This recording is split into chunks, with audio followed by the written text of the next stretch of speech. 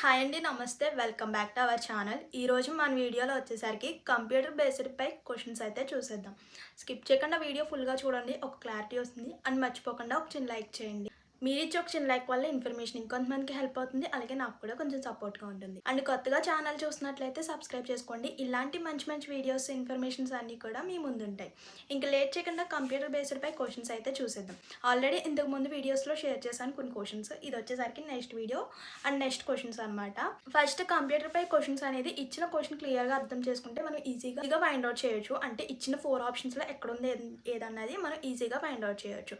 ఇచ్చిన క్వశ్చన్ క్లియర్గా ఎలాగైతే అర్థం చేసుకుంటామో అలాగే క్లియర్గా ఇచ్చిన 4 ఆప్షన్స్ కూడా మనం క్లియర్గా అబ్జర్వ్ చేయాలి. సో క్వశ్చన్స్ అయితే చూసేద్దాం.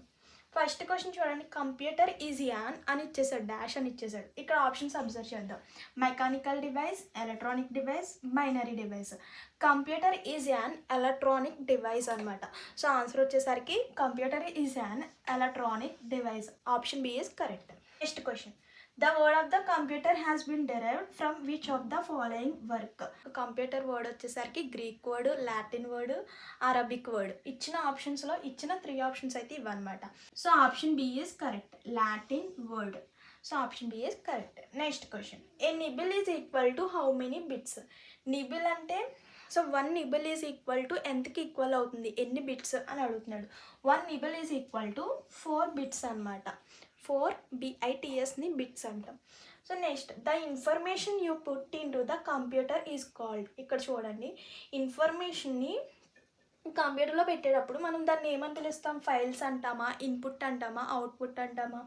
సో ఆన్సర్ వచ్చేసరికి డేటా.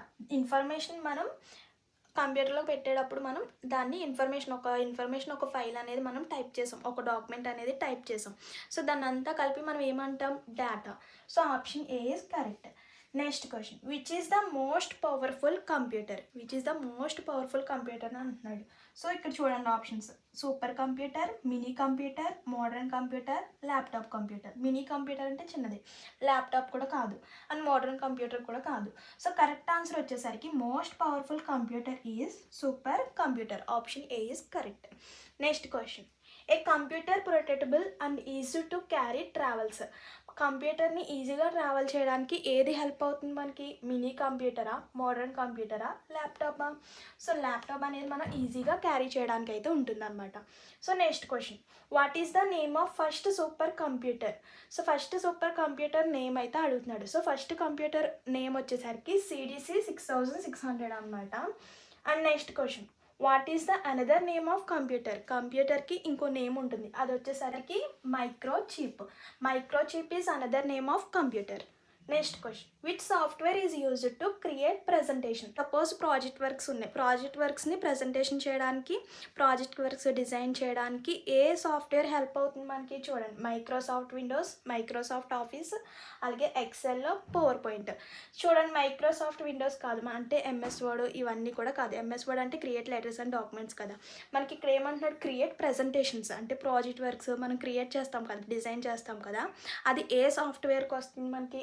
ఎక్సెల్ అయితే వర్క్ షీట్ అంటే టేబుల్స్, క్యాలిక్యులేషన్స్ అయితే ఎక్సెల్లో ఉంటాయి. ఇక్కడ ప్రజెంటేషన్ అడుగుతున్నాడు అంటే పవర్ పాయింట్లో మనకి ప్రజెంటేషన్ చేయడానికి ఉంటుంది.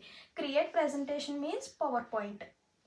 ప్రజెంటేషన్ ప్రాజెక్ట్ వర్క్స్ అన్నీ చేయడానికి మనకి పవర్ పాయింట్ సాఫ్ట్వేర్లో మనం చేస్తాం. Next question, the group of work sheet is known as. ఇప్పుడు చెప్పాను కదా, ఎక్సెల్లో వర్క్ షీట్ అన్నిటిని కలిపి వర్క్ బుక్ అని పిలుస్తాం.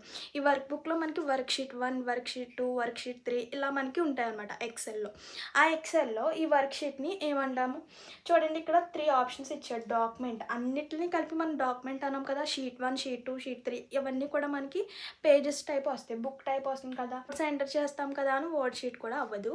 So next workbook. So answer వచ్చేసరికి workbook. Option C is correct.